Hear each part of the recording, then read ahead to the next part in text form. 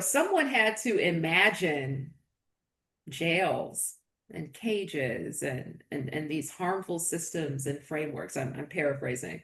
But that also means that we can imagine all sorts of alternatives and we can imagine safety, we can imagine care.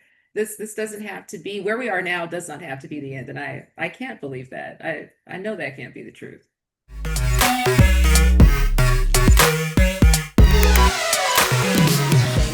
And Chris. And we are bad queers. If you came out of the closet and got put in a box of stereotypes you don't belong to, then welcome to the Bad Queers Club.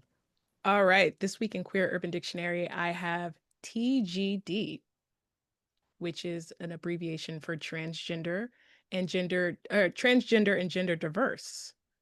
My sentence is TGD people have an gender identity that differs from the sex they were assigned at birth, whereas cisgender people have a gender identity that aligns with their sex assigned at birth. All right. My Queer Urban Dictionary word of the week is flamer. Because we got to talk about slurs here too. So, flamer is a derogatory slur for homosexuals, chiefly used in the US because we're trash, that shares its meaning and origin with the highly divisive term faggot used against effeminate men for the most part.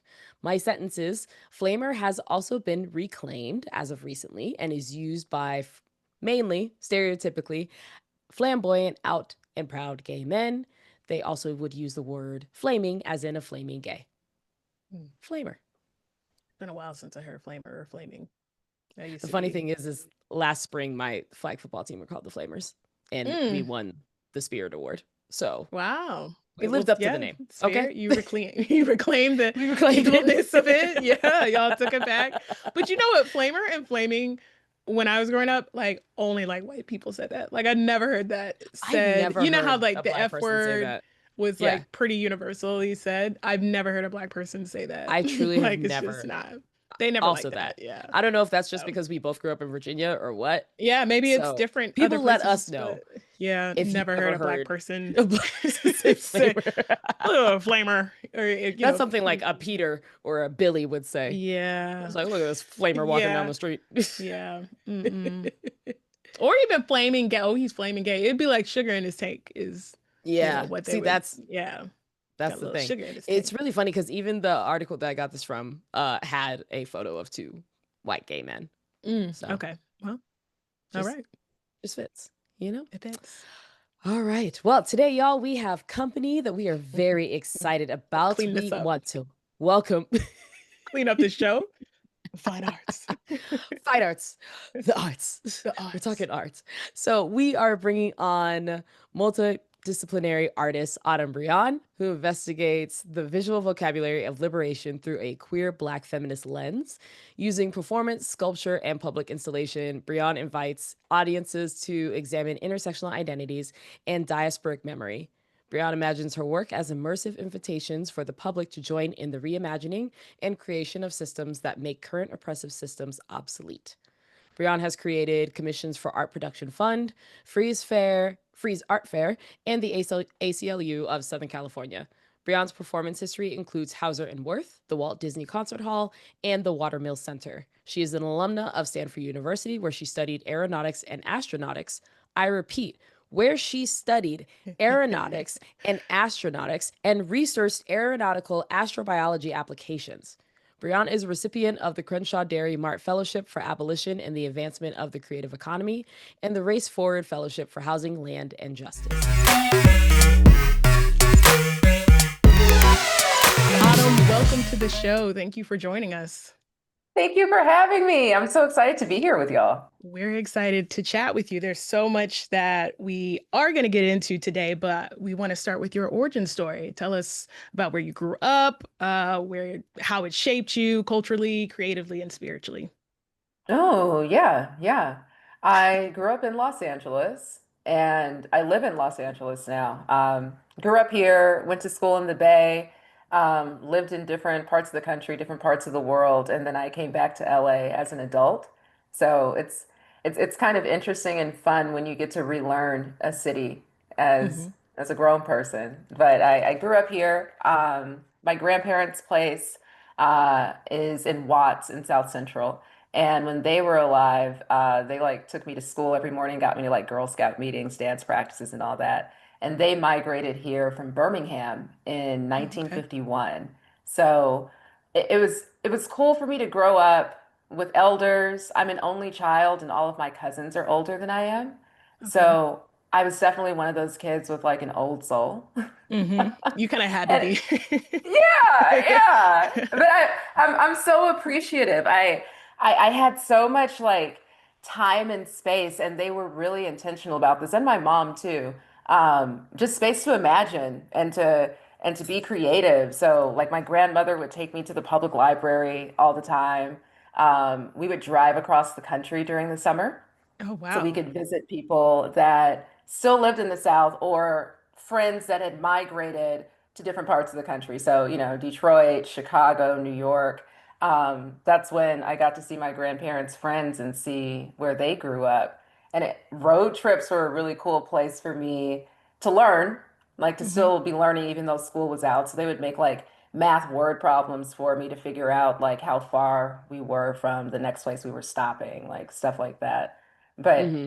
I also got to kind of like see a canvas through the windshield. Like I think that's a really cool way to see environments, like from a Hmm. moving vehicle. And I think that probably influenced me thinking about like travel as inspiration, but Hmm. also like making things based on my environment. Yeah, that's interesting to go from west to east and to south and all that. I grew up in Virginia and we would always go probably just south, just to Georgia and Florida. But even those road trips and seeing all the different scenes were cool. But I know coming from the West Coast out to the South and all that must have been just like beautiful to see the different changing, well, all most of America, like just all the different, landscapes and things. So it's awesome. Yeah. What part of Virginia did you grow up in? So like Chesapeake, Virginia Beach, 757 area, like right there on the North Carolina line. So yeah, a lot of history. And we're so close to North Carolina. So, there's Mhm. that fusion of things. But I live in the Bay now. And I've been here for 10 years. And I think it's been interesting to see the difference between the two coasts. Because it's just very Mm. different. Yeah. I would have asked you too, because I asked Black Californians, like, where did your family come from? So Alabama and Mississippi and Louisiana and Texas are always, great migration, the first thing. Yep. So cool. Yep. Yep. Stanford, how was that being Black at Stanford? Yeah. Yeah. I loved being Black at Stanford. I think that definitely shaped like my appreciation for my people. Yeah. Being around Black folks that are from all of these different corners of the diaspora and being like a young person when you're around folks like that. I think that's like something really special and something that I'm really grateful for. Yeah. Um, I was studying engineering actually, so I didn't go to art school or like study art history or something like that. But I'm grateful that engineering was the training that I received to get to this point in my career because you really learn a way of thinking that you can apply to anything. So, like things that I learned as an engineer, it's also what I apply to being a small business owner. Because like as a visual artist, you're also an entrepreneur. But just like the concept of testing something out, seeing what works and trying to repeat it. Hmm. Um, I think that's what I really got to learn, and I have the privilege of being able to use that now in a different kind of industry. That's awesome. I think there's so much to say about how we transition the skills that we've learned into the spaces that we find ourselves in later in life. I think everybody just wants to drive us towards like, pick your one thing, major in this. You get to do that forever and go from there. And so it's really cool to be able to hear how you've been able to put that what people wouldn't think is a creative major into the creativity that you do all the time. But in between all of that, at some point there had to have been a queer awakening. So where did that fall on your journey growing up in school, out of school? When was your queer awakening and how did you come into your queerness? Mm, I think. I don't know if there was a moment where I felt awakened. I think I started to have the vocabulary for what I always knew about myself, like what I always had as a way of being. But I think like an environment where I started to feel really safe and like able to explore was definitely college. Mm, Um, and also just traveling and living in different parts of the world and building communities in different places in my 20s. I that was kind of like the first time that I had like my own autonomy with choosing like who my people would be. hmm And I think finding chosen family, like on the East Coast, on the continent, and like when I was spending time like in Italy, that that really it reaffirmed how important queerness is a part of my identity and how it's a part of where I find safe places and community, like no matter where I show up. I can only Amazing. imagine being gay at Stanford, just like finding the people, what that life was like. Yeah. In the Bay in general, and we talk about California all the time, that just how expansive and, the living out here. Was there anybody in your family that made you feel affirmed in those feelings? Or, yeah, yeah, was there anybody around you growing up where you were able to see them, maybe they were queer or just influential in that way? Yeah, my godmother. She's just like this badass bruja, real estate developer, um, and just like guru that I always had so much respect for. And w- something that was always like so special about her to me was just like how unapologetically she would show up in any Hmm space with rituals that were important to her, whether other people understood it or not. So my mom is in construction, and when my mom would finish a project, my godmother would like go into each space and bless the space. So she would be like smudging, Wow. and there were like chants that she would do, and like a bell that she would ring. And I just loved seeing that. I started to appreciate it when I got older. I always thought of it as normal, because I would be like walking behind her and like trying to help out and stuff like that. But when I realized like what a big deal it was, to be a woman in construction, Mhm. but also to bring every part of her identity into how she showed up in the workplace, and in any space that she was in. That's something that I keep with me to this day. And she was also, um, wow, now that I think about it, I wonder if she helped inspire esoterica too, actually. I remember like when she was watching me once, she also just had like a really cool house and it's filled with like art. And hmm I would see like these great sculptures and she just collected really cool pieces. Um, I was asking her about something that was on the wall and she said, "Oh, this is the planet that I came from." And she was describing what this planet was like and how that's the plane that she was on before she was on this planet. And it made so much sense to me. So she probably inspires how I think about like futurism and like Afro surrealism too. hmm So that was, and actually we could get into that. Can you talk about Esoterica? Yeah, yeah. So it's the planet that I've imagined as the container for the art that I make. Hmm So all of my performances are meant to be rituals from Planet Esoterica, and any object is basically the other end of a wormhole that compresses distance and time so that you're closer to Esoterica, and they send these messages to humans through wormholes.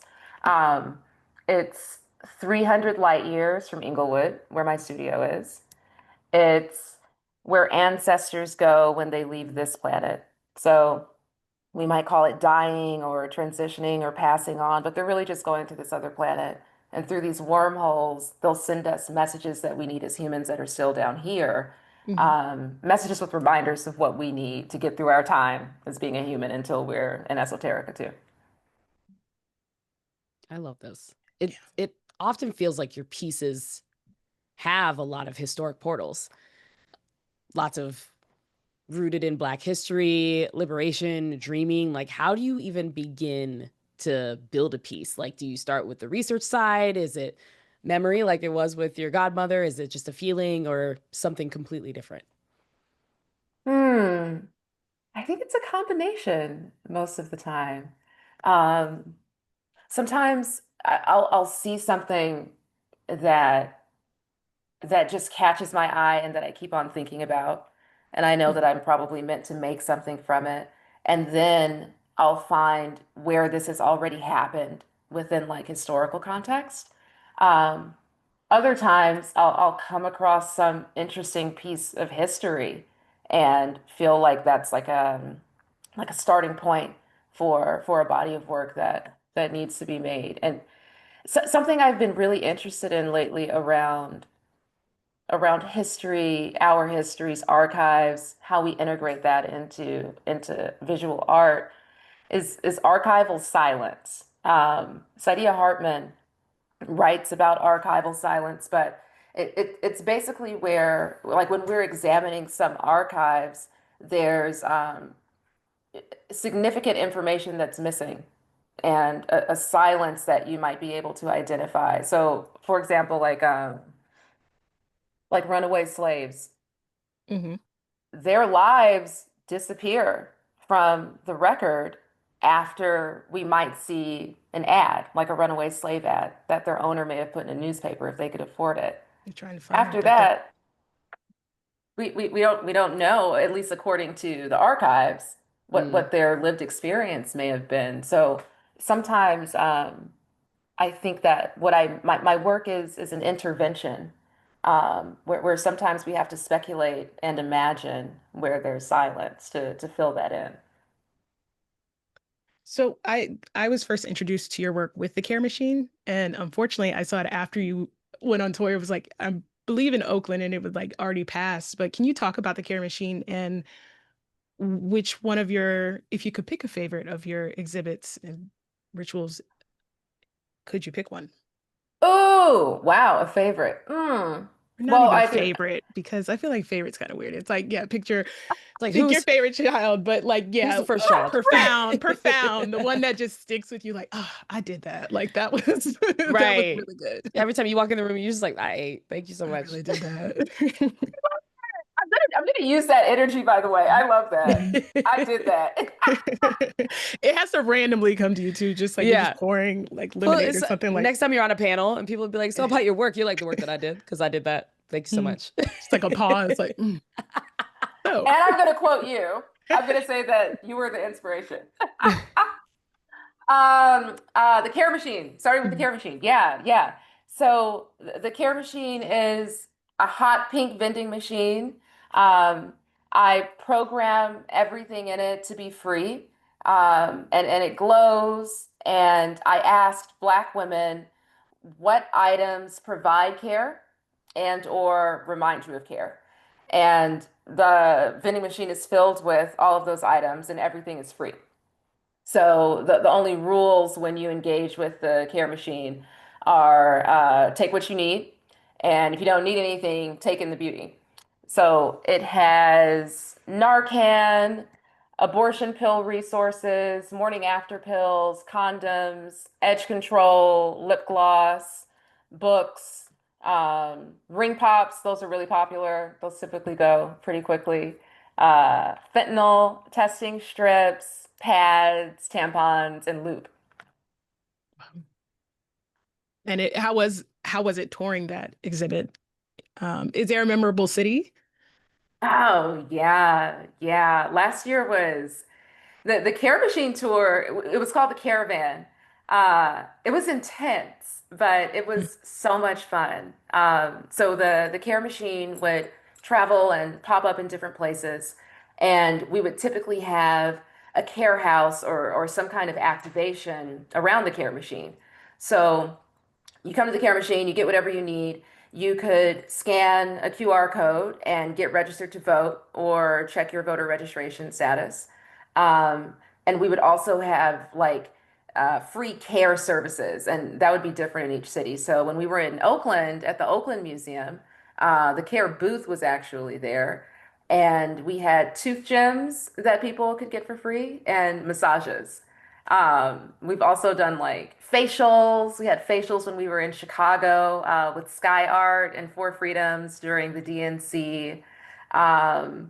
We've had like acupuncture. We'll have like a DJ sometimes, but the idea is that care should be accessible, and that we should be in like joyful environments when we're Hmm. accessing care, including reproductive health care. Like I like to avoid creating, like recreating the sterile environments that are in like hospitals and clinics and places that a lot of folks have trauma Hmm. around. I wanted it to feel like a safe third space where folks can get what they need. And sometimes folks will get something for somebody else. Yeah. Um, Folks have gotten Narcan and said like, hey, I don't necessarily like use drugs recreationally, but I'm going to a rave, so I'm just going to keep this in my bag. Yeah. I love that community first thought process and being able Yeah. to like take it to something that is going to be active and they can talk about it in that Mhm. way. And not only with this piece being like the activation and being able to physically tour something around, but you also do performance and sculpture installation. You've used AR. Like, how do you decide which form fits which concept you are working on? Yeah, yeah. I typically know the message or like my hypothesis that will dictate the medium. And sometimes it's a combination of mediums depending on the body of work. Um, so, like protective style, for example, that's a performance that I first did at Hauser and Wirth in LA, in downtown LA. And the inspiration was actually Bernice Robinson. She was a Black woman in South Carolina that used her hair salon to teach Black folks to read and write so they could pass literacy tests and vote. Mm. And like that's one of those things where I didn't know about Bernice Robinson. I didn't know the work that she was doing creating adult citizenship schools, but I did know that something special happens in hair salons and that it's more Mm-hmm. than just adornment. Yeah. So and that's like I guess that's kind of why I struggle to answer the question around what the procedure typically is for a body of work, because like I knew something in my gut. I was aware of that. I've been aware of that since I've been inside a hair salon, Hmm. but I didn't know about Bernice Robinson until later. Right. I'm sorry, this is So such a random dumb question. What is the longest time you've spent in a hair salon? oof, Mine was 13 hours. It was box braids. whoa, Jesus. Yeah, 13 I it was hours. 13 I hours. What were I you can't doing? top It 13 wasn't hours. Yeah, me. what It was the wasn't me. It style? was no, it was box braids, but the braider stopped a couple times for different things. Like the Uh, way there was a well. system to it, like you wash your hair first, dry it, and I feel like my hair was dried for like 3 hours. And it was it was a Saturday too, so I should probably color it with that. Wow. Like it's a She should have known Was better. it before Easter or something this too? is For like a like Right. holiday? Asking the right no, questions. no, it wasn't. I don't think so. It was definitely summer though. I don't think it was a Oh, holiday, but it was summer. It was a Saturday. I know we used to try to do like during the week, but it was like the perfect storm of like I'm gonna be there all day and like probably That's totaled too out. long. Yeah, 13 hours. I know. That's It's too whew. insane. long. What What's the was the longest longest that time for you've you? been in a hair salon? I think I've been there for like 8 or 9, which is close, but That's I was long like, too. wasn't hitting Yeah. double digits. I feel like the only reason, I don't know if I got like some girl that was new or Mm. what, but she was moving slow. And then finally, one girl just came over and was like, girl, move, and like scooted her over and just like started going to town. And then I think there was a small child there that clearly Of had an course. old soul and knew how to sit in braids. So they pulled up a chair for her and then they like cranked me out after because I Wow. do feel like I had to have had the new person because I had just moved and gotten this person booked. But I was like, yeah, girl, we're gonna have to figure this out because this is taking too But long. And she not still had like child labor. What? the kid, they literally put like the headphones on, popped up an iPad, and girl, while watching like I Peppa believe Pig or it. some shit. Like, Yeah, look, let's finish her out. Come on. okay, she said, here we go. She said, I am good over Hilarious. here. I was like, go ahead, small child. Yeah. It's hilarious. So I've been in a salon like I know I've gotten there in the morning and it was nighttime when I left. That's happened to me Okay. before. Okay. Right. Okay. I was Yeah. like, It's it's Whew, yeah. 13 hours. during the I day, know. do Yikes. this. I know. It's 13 terrible. hours. Whew. It's terrible. I probably learned a lot Grand. that day. So, but I did like to, as a closeted kid, like going to the hair salon just for that because you just watch women all day. So Yeah. it was like it felt like a safe space to me. So Yeah. okay. I mean, on that journey, like we have been having some of these like therapy conversations Yeah. where we've talked about our journeys through hair Oof. and what life has looked like. We've pulled out pictures, Mm. all of the things. It's Anytime I rough. see your photos up, it's like you have the range of hair going on. I was Ah, like, it's so strong. It's so strong. Every time I'm just like, man, I want to pull that off. I couldn't pull that off type thing. But what has your hair journey been like as you've just like grown and learned and leaned into yourself? yeah. Yeah. Huh. I didn't get to really experiment with my hair as much as I wanted to until probably Mm. like high school. That's when I started like coloring it and like playing around with different products that I could do like natural hair with. And that was Mhm. before natural Mm, hair was really a thing. So Mhm. a lot of it was like Simply Wholesome is this restaurant and health food store that's here in LA. That was the only place where I could find natural hair care products. And a lot of times they would be like, "Oh, we're out of it's a popular brand now. Mixed Chicks." It was when Mixed Chicks mm. was brand new. And they were like, "Oh yeah, she's pregnant. The founder is pregnant. So she's not making like another batch for another couple of months." Like Wow. it was like that. Just out for maternity leave for it. It's like, oh, congratulations. But where do I go? Right. Right. Yeah. So it was lots of experimenting. And then I got into wigs Hmm. probably like in my late 20s. And that was when I felt like, oh, this is what I always dreamed of when I wanted like when I imagined like the kind of contraption they had in the Jetsons where like Judy, I think that was her name. She would like sit under Yep. the machine and then like it would do like her hair and makeup and her clothes. She was like a paper doll. Yeah. I felt like I finally had that with being able to wear wigs. I think the technology had kind of caught up where wigs were better by then. Hmm. But it was just my go-to, especially with traveling a lot. Yeah. I love being able to like change hair like a hat, kind of. Mm. And it's a fun way for expression. I think it's a really big part of like how I feel comfortable like playing with like different colors and shapes and things like that with a whole look that's like what I wear, what's on my shoes, and what might be on my head. I love that. But between exhibits and just in between projects, what do you do to kind of get into, in music they'll say like album mode, but like what in between projects, what inspires you? Is it like do you go deep into music? Do you look at certain eras of things? I know obviously you're informed by Black history a lot, but like what do you do in between projects to kind of prepare for the next one? Yeah.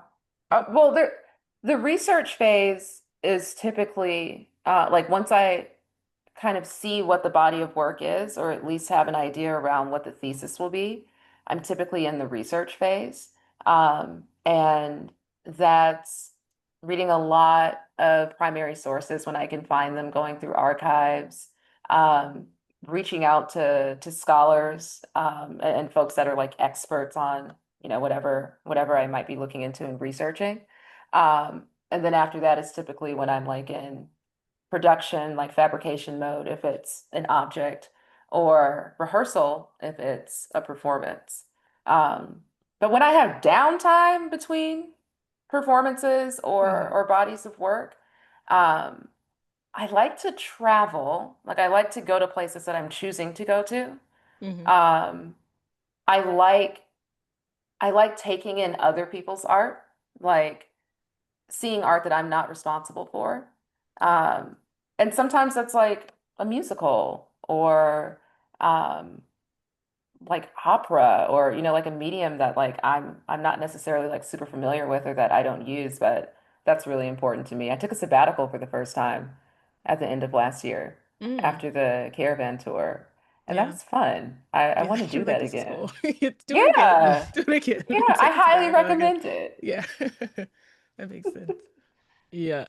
Speaking of performances, your most recent performance piece, Dignity Denied, which centered Adriana Smith's tragic story in Georgia, was moving and absolutely necessary.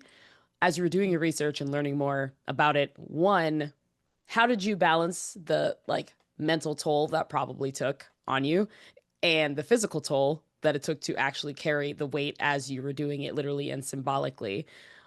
Um, yeah, we'll start there. And then it's just kind of like how you dug into that story and were able to bring that to life.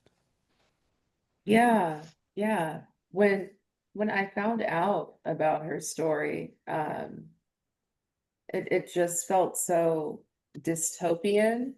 Um, but but also what we knew was going to happen when we've been mobilizing around reproductive justice as long as everybody has been, you know, like it's Mm-hmm. the worst case scenario that so many people have already brought up and imagined. And there's so many other folks that have died um under similar circumstances. When I was thinking about the place to put my rage, um, I somehow wanted to illustrate how this could be any of us. And that was why a mirror was a part of the visual language. I would have a mirror on my face. Um, but I also, like simultaneously, I wanted us to still see Adriana Smith's humanity. So you always saw a description of her. I always had that next to me wherever I was lying down, and also like a ticker that said how long dignity had been denied to Adriana for every day that she was left on life support. Um, yeah, with the work that I make, because most of the stuff that I make is around heavy shit. Like it's sometimes there's humor and joy that can be infused, but Mhm. the meat is typically something pretty gruesome. Mm. So I've had to be intentional about taking care of myself when I'm making anything. And then with performance as a medium, like you're literally using your body. So that's always been something that I try to be intentional about, especially after last year when I pulled my groin muscle and I was forced to do PT, obviously.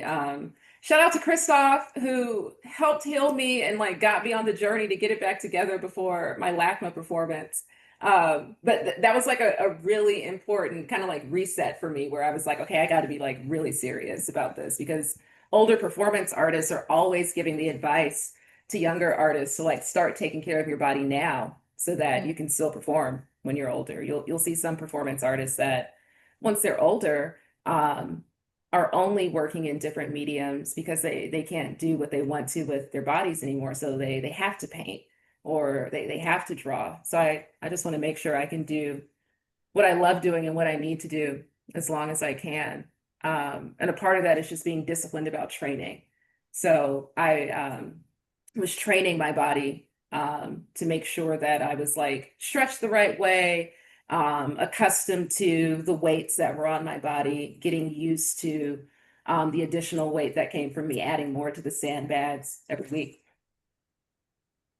Do you feel um, a pressure or an obligation as an artist during times like this, where we are entering a darker period in history? We've seen history go in cycles of progress and backlash. Do you feel a obligation with your work now, or an added pressure, or is this, something that you kind of frame as like, I've been waiting for this moment. These are like the most powerful moments to change things.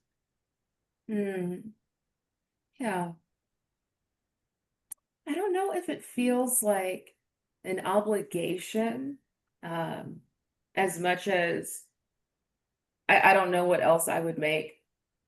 Mhm. Um, if I'm inspired by what's around me, and if as an abolitionist, I'm imagining what a future world could look like, could feel like, art's the only way I know how to communicate that. So it doesn't feel like an obligation. I just don't know what else I could do. I love that. I love that it does feels natural for you to be called to what you do and not overthink anything else. I know that I feel like for artists, like I used to be a musician, and it always felt like you had to like pull yourself to something when you're like, but this is my sound. But if my sound doesn't sound like everybody else's sound, everybody wants you to kind of like conform to those types of things. Did you ever have those messages kind of early on as you did start to create to try and like pull you a different direction, or were you able to build that community that supported and cheered you on early on?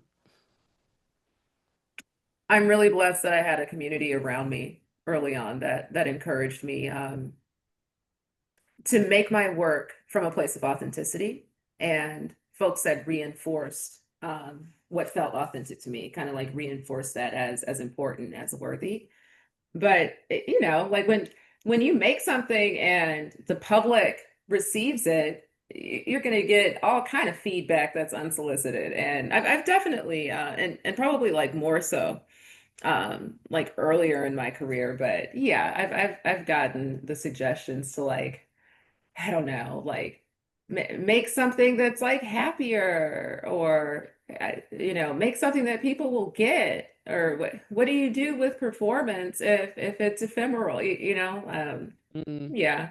But when you have the right folks around you, and I believe when you are operating from authenticity, Mm-hmm. it's easier to kind of filter out the noise. Yeah. You know, like it helps you with trusting your own discernment to know that what some folks might have to say just isn't relevant. You know, you can Yeah. thank them for whatever they Like, gave you, but you okay. ain't got to take it. Yep. Yeah. Thanks. Thanks for coming. Thanks for coming. Thanks for, yeah, but moving on. Yeah. What is, and this is the last like semi-serious question, and then we have some more fun questions. How do you stay motivated or just in a good positive space during times like this, or what advice would you give to people that are struggling with like dealing with current times? Hmm. Yeah. Yeah. Acknowledging Be that there'll int- be ebbs and flows of like, it's not always like, every yeah. day you're good, but Yeah. Yeah. I would say be intentional about what you consume. So, and you know, that might be like what you eat and things like that. Like be intentional about what you're consuming to take care of yourself, but also the media and information and then how it's packaged, what you're consuming. That's important. Like and name and identify uh what makes you feel unsafe, what triggers you, what you know like puts you in a mood that's different than what you want to be in. I'm intentional about when I read the news. I'm intentional about what news I read. That's been important to me, especially when we were like deep in and getting ready for the election. That was just a boundary that was important for me, and I saw a difference in how I felt. Um, and also like because inevitably it will feel, and we've had so many like moments like this already, but where you just feel like, God damn, like it's never been this bad before, or where you might move to isolation. Like try to avoid that. Know that in this lifetime and the folks that came before us, we've lived through some scary shit, and be reassured that we have always found ways to take care of each other, and we're going to do the same thing now. Um, Whatever kind of government we have, or lack thereof, leadership or lack we don't know what thereof. it's about to be, but yeah. Yeah, but we will care for each other. So find the folks around you that you care for and that care for you. Be intentional about that too. That works for me. Thank you. No, that was great, especially about intentional news. That is that one spoke to me the most, because I just like I feel like I have to always be informed, but it really bothers and shifts the mood. Like, yeah. So thank you for that. These are great. Yeah. One, the news that we consume has to be accurate. That part too. Start And that's there. also a thing. It's like I'm searching to make sure it is accurate first, and then it's like it's usually bad or depressing. So yeah. Okay. All right. Well, Autumn, we have a couple of fun questions before we get to our Okay. bad queer opinions. So you've Right. lived in a number of different places. You're in LA now. Describe the LA queer dating scene for you versus the other cities you've lived in. Like, is Mm. LA the best, or do you miss living in Italy, or is there another city that you were or area that you loved? Yeah, I didn't live in Italy. I spent a lot of time there. Um, so I think the queer dating scene in Joburg, I thought was, and it may have just been like the time when I was there, Mhm. but I really loved third spaces that like young professionals were creating for young professionals, and especially where like queer Black folks were creating intentional places. Um, Maboneng, I don't even know what Maboneng is like now. You know, kind of like when you talk about New York or other gentrified places, you're like, well, I remember what Brooklyn was whenever, but who Yeah. knows what's at that place now. Yeah. I'm not sure what Maboneng is like now, but I really loved when they would have these like first Thursdays, and that's when I would see other young queer Black folks that were living in Joburg. I liked that scene a lot, and I How long were you especially liked there? when it was warm. A year and a half. Year That and a half. part. Okay. Yeah, That's cool. That's yeah. good. That's a good I impression was for a like, year and a half. hon- honestly, I recently got to go visit Joburg. I was only there for a few weeks though. What was it like? And when were And you there? was there November for like Oh, 3 so it was weeks. warm. Yeah. Okay. Yes, it was wonderful. Went between there and Cape Town. But the Okay. time that we What'd you think of had, Cape Town? Cape Town was something. I was like, that was gentrification at its finest. I was just like, Yeah. wow, it is so beautiful here. And then you're like, why are there so many white people Mm. everywhere we Everywhere go? you But then look. you'd have the Black folks that would like take over the beach at night. And so then I'd be like, yeah, like, where do y'all live? And they're like, way out. And I'm like, that's wild. And then to hear Yeah. about everybody, like every Uber that we had to drive over an hour to come and do work and things like that. I was just like, wow, this is so fascinating. But Joburg was a time. It was a time. Where did you And spend we got time? to um oh my gosh, where were we? It was like it felt like a downtown, but it wasn't the actual. The CBD, the Central Business District. I think so. Or like we were like near it. Okay. Because it was like where we went, like anytime we went out and did stuff, like we were walking around that area. So I think so. I should know Okay. this. But it No, was a no. I was I like, was it was just a great time. curious. And they had like we got to go and experience some of the third spaces. Like there was this house that we went to that was specifically like an artist in residency, but also had like a podcast DJ booth and an on-site library, but also had a tennis court and a pool. And we Oh got to wow. go and just like build community in that space with them. And they were just like, yeah, this is just where we all come to hang. And that was my favorite night of the whole trip where I'm like, this is a safe space that y'all have Yeah. intentionally built. And you allowed us, a bunch of strangers that were from the US and Canada and Germany, to just come in and hang. And we were immediate family. And I was just like, oh, so there's more of you here. And I want to stay here and just find all of you because it was the best. Mm-hmm. It was the best. Mm-hmm. I loved it. So, Mm-hmm. and you got to I live in one. those are the kind of places that, and when I was talking about just like where you start to kind of recognize the patterns in how and where you create community in different places. Um, Something that's important to me and that I've found is kind of like how I evaluate a place is like moments and places like that where it's kind of like a chill like I'm not really into like a club big party kind of scene. Like I love like an intimate kind of house party or a kickback or Mhm. like a random place that you find where everybody's just like on the porch or something like that and you meet friends of friends and things like that. I really like that in Joburg. Amazing. All right. That's so dope. So dope. Joburg is certified by y'all. Okay. Joburg. Put a stamp on it. Put a Yeah. stamp on it. What is your go-to comfort show or song, if you're not a TV person, when you need to recharge? Mhm. Mm. King of the Hill or Classic. the Gilded Age lately. Okay. It's like this period drama that's on HBO. I see it. It's like it keeps trying to make me play it, and then I Yep. see more about it, and I was like, maybe I'll press play. But it's good. I enjoy it. Yeah. I really like period pieces. Um, I love shade, especially when it's from a different era. And I'll the watch a Black good shade. family and like Black parts of New York that they show, I think it's kind of cool. And Felicia Rashad is Yep. a guest Oh, this okay. season, so it's pretty cool. Oh. And Audra Yeah. McDonald is Oh, also okay. Oh, she's in in it? it. Yes, Wow, they we have can like really So see that. We have funny. done Yeah, no I haven't seen research it. Yeah, on, you know what it because is? it's like Chris, it got pushed into my algorithm and it keeps being like, Yeah. watch us. And I'm like, oh really? eventually, maybe right I'll at the think about front. it, but I've Yeah. never looked into it.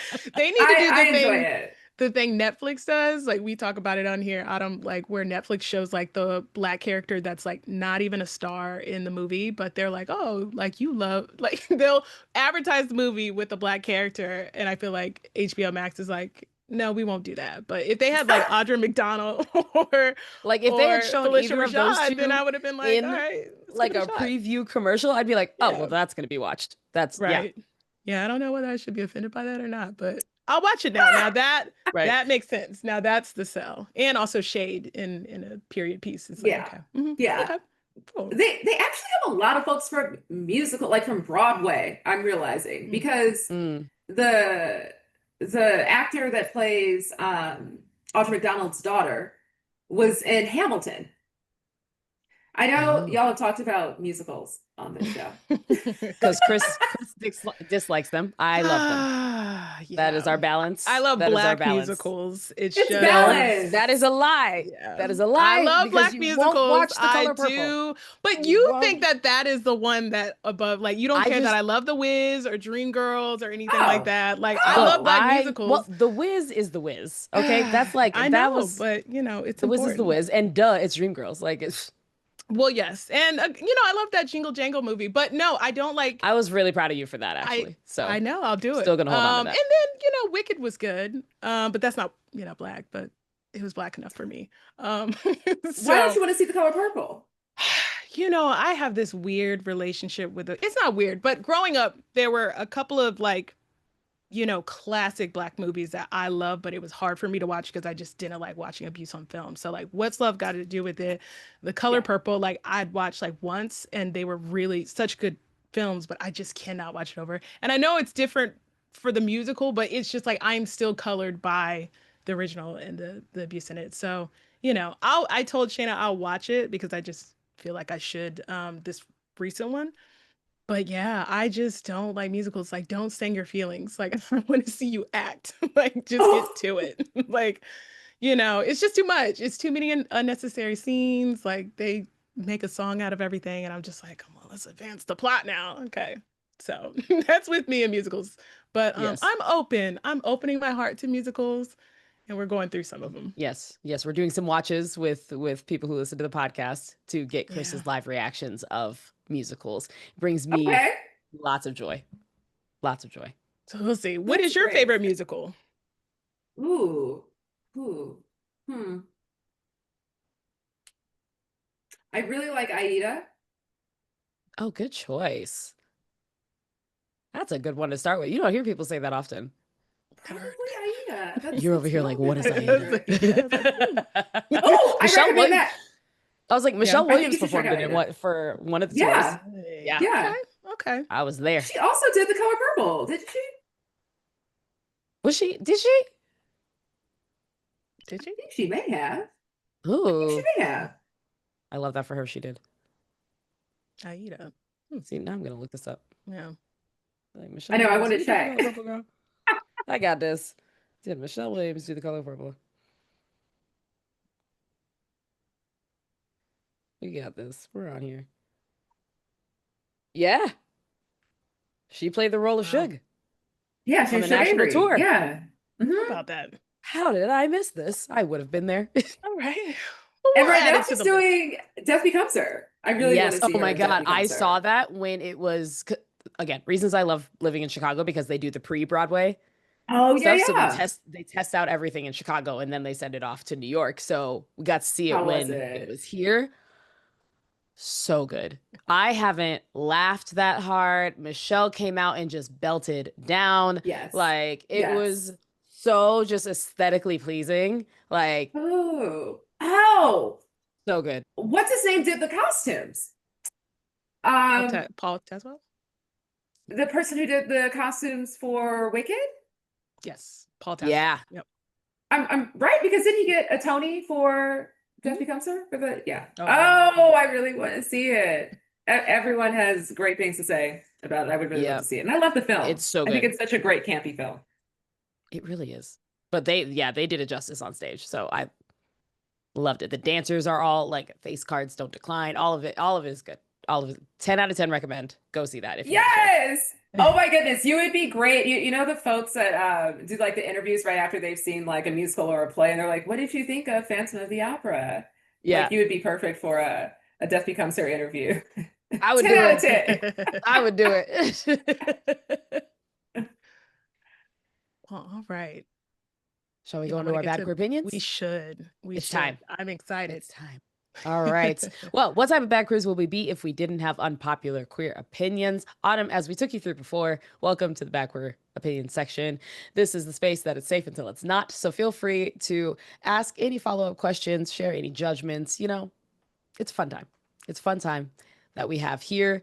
My bad queer opinion is off of recency bias of seeing Beyoncé for the second time. And I just have to say that Beyoncé queers are probably the best queers. The way that, besides the fact that Beehive goes down, you could tell that majority of the Beehive are just part of the Alphabet Mafia.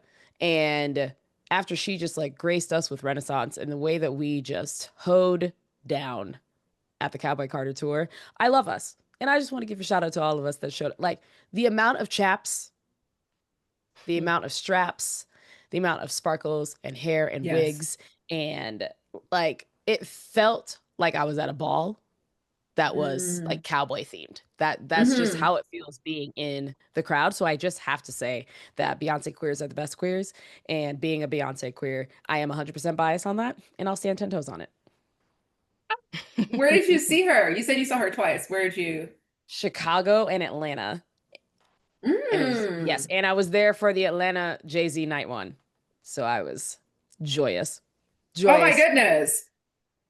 Was Some that of the select few. Death Night as well, or was that the other night where Was that the night where there was like a robbery or something with her? No, that was the next I night. just saw was that. the Yeah, night. it's crazy. Yeah, that was the other night. Okay, I think that was the other night. Yeah. Okay, But yeah, I heard So about was that. she and on we the stopped and gold were like, horse? yes. Oh, go ahead. Sorry. She was on the gold horse. Just floating over me. The amount of times I have been underneath Beyonce as she goes over things is just, I think the number is at least 4. And it brings me joy every time. I'm just like, Beyonce. There you I'm are. here. Here, look at you go, girl. Look above at me you. Look. again. We meet again. That's Thank so you funny. again. Yeah. Well, there's no fighting y'all on that. You got that. Y'all got that. Y'all Thank got you. that. So Thank you. y'all got that. So Thanks so in much. many ways, like so. I don't have a bad queer opinion because I feel like mine shouldn't be a bad queer opinion. So it's more of a community note. Okay. And it was because of this news article I saw about the trans subreddit. There was like some controversy when a trans masked person had created a post to bring awareness to the fact that trans masked people and non-binary people face really high rates of violence. And that post was deleted a week after it was posted, and the moderators had told the author that he was being divisive and that he was engaging in the oppression Olympics, which is nuts. But my community note is that we can talk and raise awareness within our community about problems without it being a competition. Like that wasn't anything to dismiss what trans women face. You know, it's just Right. bringing awareness to, you know, really something I think we don't talk about a lot with trans mass violence, non-binary violence. And there was a 2024 JAMA study that showed 42% of trans men reported sexual violence last year. And yeah, like I just like I don't hear about it as much in the media. And I just think that one of the biggest communities and trans communities online engaging in that behavior is just super unfortunate, especially in a time like now when we need to be coming together. But yeah, it's not a competition. It's just to raise awareness. Like we could talk about these things that affect us within the community. So yeah. Yeah. Our oppressions aren't competing. They're connected. They've always been connected. Yeah. And we can't do the work of the oppressor, but like, and especially there are a couple of things at play there, like censorship too. Yeah. Yeah. Within our community, and even just the messages back, because those were a couple of the messages like the moderators said back, but he was just like, they were just generally dismissive of it. And if you go to the article I was reading, it was on Out, the message, the original post was so like, he made sure to frame it as, this is awareness, like I'm not trying to compete, but it was still, you know, met with some hate and all that. And it's very unfortunate, but just also a reminder, we're, like Autumn said, that our oppressions are connected. We shouldn't be competing. So yeah. No. Yikes. Yeah. All right, Autumn, what is your bad queer opinion? So I think that my bad queer opinion might actually be a community note as well. But queerness does not give you a hall pass for misogyny. That part. I think we understand that here. I know many of us do, but that just needs to be a standard. I've seen women over talked, fetishized, just harm in queer spaces. And a part of love is accountability. So I think that something like that kind of internalized misogyny really needs to be unpacked, and there can be space to grow from that, but we got to be honest about that and address it. Love that. Yeah. It's honestly something that runs rampant, and not enough people talk about it because they're like, well, it's okay. He's gay, so it doesn't insert here. It doesn't insert here. And the joke of it and dismiss it. Or even just like in the way that they act and dismiss. Like I see this a lot with gay men, where it's like the act still of how they don't engage women in the room. And you would think that, like, you know, they're here, they're for the girls, all of the stuff when we're partying, but not in spaces where it's like we're speaking up and they're still just like, I'm going to talk over you, around you, past you as well. It's just so interesting to see all of the layers that it's like at the end of the day, especially just specifically for gay men, but overall queerness, yes. But especially for gay men, it's like y'all are still men at the end of the day. Yeah.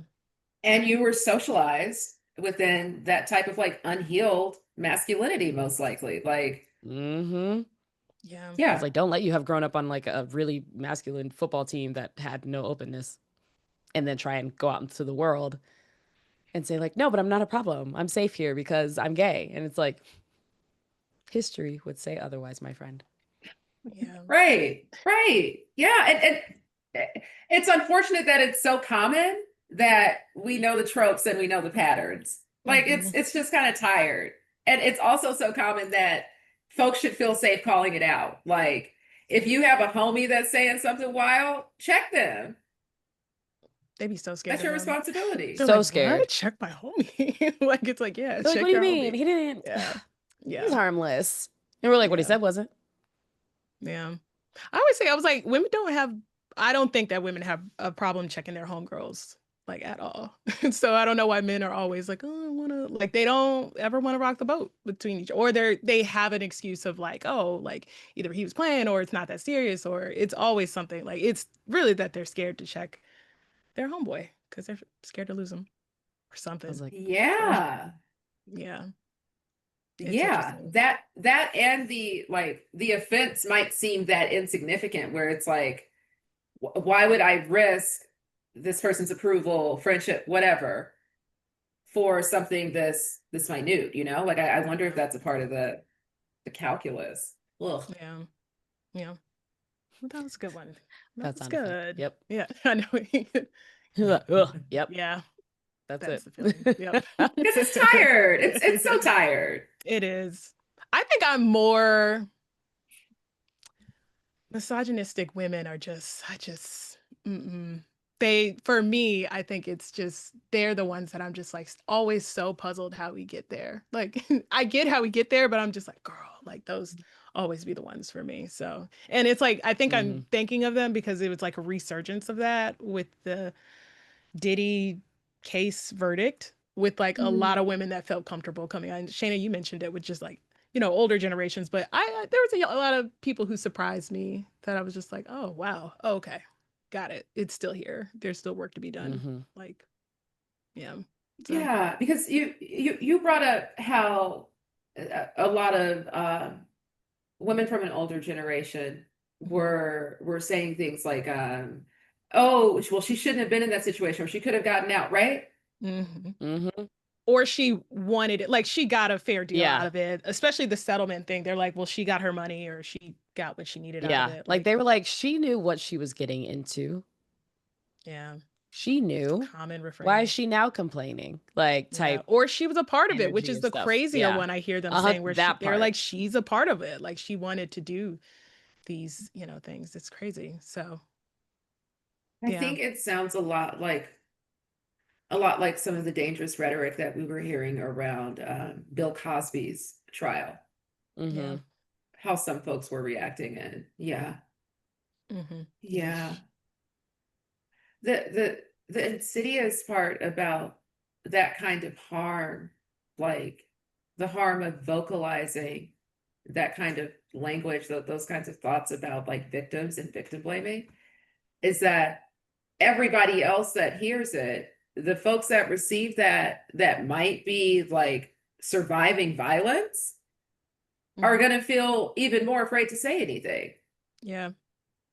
Like it reinforces it reinforces isolation, which is a breeding ground for shame. Yeah, it's we have a lot. There's so much room to grow. There's work to do. And we have room to grow. I believe we can get there. I believe that we will win. I do. But that's a wonderful way to close. Yeah, that's a wonderful way to close. Like, and we can only hope. And and it has come so far in my years, my almost 37 years. We have come a very long way, but we have work to do. So this is great. Yeah. And a friend, and she's also an artist, Patrice Colors. I love the way that she puts this. She says, someone had to imagine jails and cages and these harmful systems and frameworks. I'm paraphrasing, but that also means that we can imagine all sorts of alternatives, and we can imagine safety, we can imagine care. This doesn't have to be where we are now, does not have to be the end. And I can't believe that. I know that can't be the truth. I agree. Love that. All right. Well, what a perfect way to wrap up the show. But you would know we would never leave you without giving shout outs to our faves. My shout out this week goes to Bliss Sundays, which is a global ecosystem for queer women 25 and over based out of Houston. They host a range of events from mixers that center queer women from all different spectrums, recess events, parties, networking, all sorts of things. So if you want to participate, I think they are expanding as well, like starting to go to new cities. But if you're ever in Houston, check out at Bliss X Sundays on IG. Cool. My shout out, this is like when the algorithms work out.